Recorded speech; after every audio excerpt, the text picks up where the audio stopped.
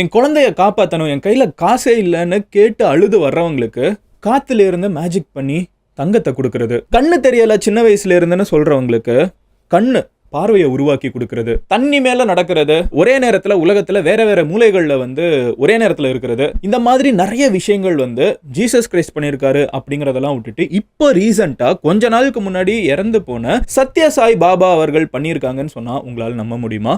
இதுதான் அவங்களோட டிவோட்டிஸ் நிறைய பேர் நம்புறாங்க. சத்ய சாய் பாபா யாருங்கிறதே நிறைய பேருக்கு ஒரு கொஸ்டின் இருக்கும். சாய் பாபா நம்ம எல்லாருக்கும் தெரியும், எல்லா இடத்துலயும் கோவில்லாம் வச்சிருக்காங்க. இந்த புட்டபத்ரி சாய் பாபா, ஸோ இவங்க யாரு? அவர் ஒரு ஆஃப்ரோ ஹேர் ஸ்டைலில் இருப்பார், ஆரஞ்சு கலர் ட்ரெஸ் போட்டிருப்பாரு, இது மட்டும் தான் நம்மளுக்கு தெரியும். ஆனால் இன்னைக்கு ஃபேமஸாக இருக்கிற விஜய் தேவர்கொண்டா, சாய் பல்லவி, இவங்கெல்லாம் இவரோட இன்ஸ்டிடியூஷன்ஸில் தான் படிச்சிருக்காங்கன்னு தெரியுமா?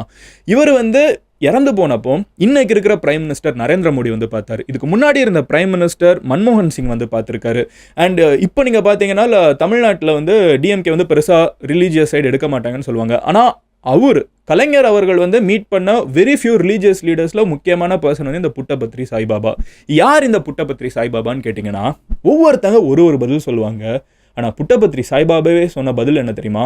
அவர் சாய்பாபாவோட மறு அவதாரம். 12 வருஷம் கழிச்சு அவர் உயிர் தெழுந்து வருவார் அப்படின்னு சொல்லிட்டு அவரோட டிவோட்டிஸ் நம்பிட்டு இருக்கிறது எனக்கு ரொம்ப ஃபேசினேட்டிங்காக இருந்துச்சு. அவர் ஒருத்தர் இறந்து போயிட்டாரு, அவர் உயிர் தெழுந்து வருவாங்கன்னு நம்புற அளவுக்கு அவர் என்ன பண்ணிட்டாரு? அவர் உயிர் தெழுந்து வர்றது நம்ம இதுக்கு முன்னாடி ஹிஸ்ட்ரியில் நம்ம மித்தாலஜியில் நம்ம ஜீசஸ் கிரைஸ்ட்டை பார்த்துருக்கோம். அதுக்கப்புறம் நம்ம பெருசாக யாரும் கேள்விப்பட்டதில்லை. இவரை இவ்வளோ நம்புறாங்களே, ஏன் நம்புறாங்க?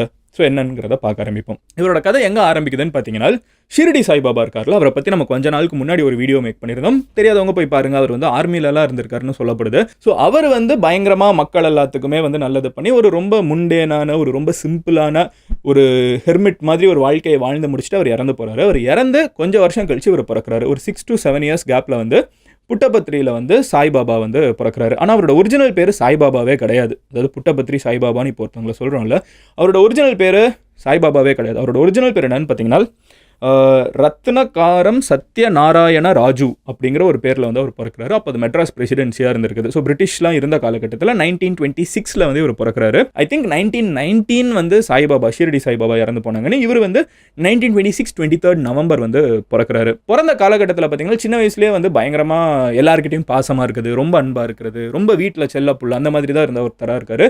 5 குழந்தைங்க வீட்டில் இவர் 4ஆவதாக பிறக்கக்கூடிய ஒரு நபராக இருக்காரு. அவங்க அப்பா அம்மா ரொம்ப நார்மலாக தான் இவரை வளர்த்துட்டு இருக்காங்க.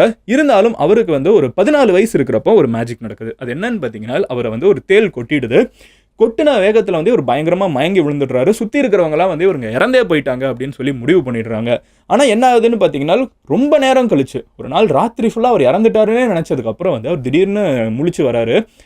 என்ன சொல்கிறாருன்னு பார்த்தீங்கன்னா, நான் சாய்பாபாவோட மறு அவதாரம் அப்படிங்கிற ஒரு விஷயத்த சொல்றாரு. ஒரு 14 வயசு பையன் சுற்றி இருக்கிறவங்களாம் இருந்துக்கிட்டு பையனுக்கு பேய் பிடிச்சிருச்சுன்னு சொல்லிட்டு அவங்க அப்பா என்ன பண்ணுறாருன்னு பார்த்தீங்கன்னா, கிட்ட இருக்கிற ஒரு இந்த மாந்திரிகம் மந்திரிச்சு விடுவாங்க அந்த மாதிரிலாம் இருப்பாங்கல்ல, அவங்க கிட்ட போய் பையனுக்கு பைத்தியமாயிட்டான் தேல் கொட்டினதுல, அவனை காப்பாற்றுங்க அப்படின்னு சொல்லி சேர்த்து விடுறாங்க. அவர் இருந்துகிட்டு அடி பொழந்தெடுக்கிறாரு. ஜென்ரலாக அந்த பேய் ஓட்டுறவங்களாம் பார்த்தீங்கன்னா பயங்கரமாக அடிப்பாங்க. பயத்தில் யாராவது சொல்லிடுவாங்க, இல்லை வலி தாங்க முடியாமல் ஒத்துப்பாங்க, நான் சும்மா நடிச்சிட்டு இருக்கேன் அந்த மாதிரிலாம் சொல்லுவாங்க. இவரை போட்டு அந்த அடி அடிச்சிருக்காங்க.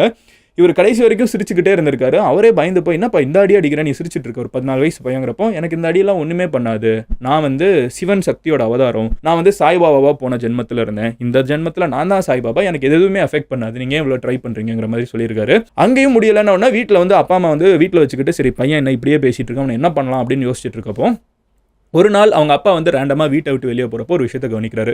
பையன் மற்ற பசங்கள் எல்லாமே பயங்கர கூட்டத்துக்கு நடுவில் சென்டரில் நின்றுட்டு இருக்கான். என்ன நம்ம பையனை சுற்றி இவ்வளோ கூட்டமாக இருக்குதுன்னு சொல்லிட்டு எட்டி பார்த்தா ஒரு 14 வயசு பையன் தானே, டீனேஜர். என்ன அப்படின்னு பார்த்தா இந்த பையன் இப்படி கையை நீட்டி உள்ளுக்குள்ள திடீர்னு லட்டை உருவாக்குறான், லட்டு கொடுக்குறான். அப்படியே இந்த கையை நீட்டி இங்கேருந்து பார்த்தீங்கன்னா ஜாங்கிரியை உருவாக்குறான், ஜாங்கிரி கொடுக்குறான். ஸோ அங்கே இருக்கிற பசங்களாம் இருந்துக்கிட்டு ஒரு மேஜிக் ஷோ பார்க்குற மாதிரி, என்னடா எப்படி இவன் காற்றுலேருந்து உருவாக்குறான் அப்படின்லாம் யோசிக்கிறாங்க. அதுக்கு பின்னாடி ஏதாவது ட்ரிக் இருக்கா, ஏதாவது சைடில் ஏதாவது ஸ்லீவில் இருந்து இந்த மஜிஷியன்ஸ்லாம் எடுத்து கொடுப்பாங்கல்ல, அந்த மாதிரி கொடுத்தாங்களா, அதெல்லாம் நம்மளுக்கு தெரியாது. பட் இந்த மாதிரி சில விஷயங்கள்லாம் பண்ண ஆரம்பிச்ச உடனே சுற்றி ஒரு க்ளவுட் ஆப்வியஸாக உருவாக ஆரம்பிக்குது. அவங்க அப்பா முதல்ல பார்த்து ஆச்சரியப்படுறாங்க, என்ன மேஜிக் ஏதாவது பண்ணிருக்கானா அப்படிங்கிறதெல்லாம் கூப்பிட்டு கேட்குறாங்க. இந்த பையன் கடைசி வரைக்கும் நான் தான் சாய்பாபாவோட அவதாரம் அப்படிங்கிறதுல ரொம்ப ஸ்ட்ராங்காக இருக்காங்க. வீடியோ என்ன சடனாக நின்றுச்சுன்னு யோசிக்காதீங்க, இதுவும் நம்ம சேனல் தான். பட் இது மதன் கௌரி கிளிப்ஸ், ஒரு பெரிய வீடியோவோட முக்கியமான போர்ஷன்ஸை மட்டும் கட் பண்ணி போஸ்ட் பண்ணுற சேனல். நீங்கள் ஃபுல் வீடியோவை பார்க்கணும்னு நினச்சிங்கன்னா இங்கே இருக்கிற கார்டை கிளிக் பண்ணலாம். ஒரு கீழே இருக்கக்கூடிய கமெண்ட் செக்ஷனில் லிங்க்கும் இருக்கும், டிஸ்கிரிப்ஷன்லேயும் லிங்க் இருக்கும், அதையும் கிளிக் பண்ணி மெயின் சேனலில் ஃபுல் வீடியோ பார்க்கலாம்.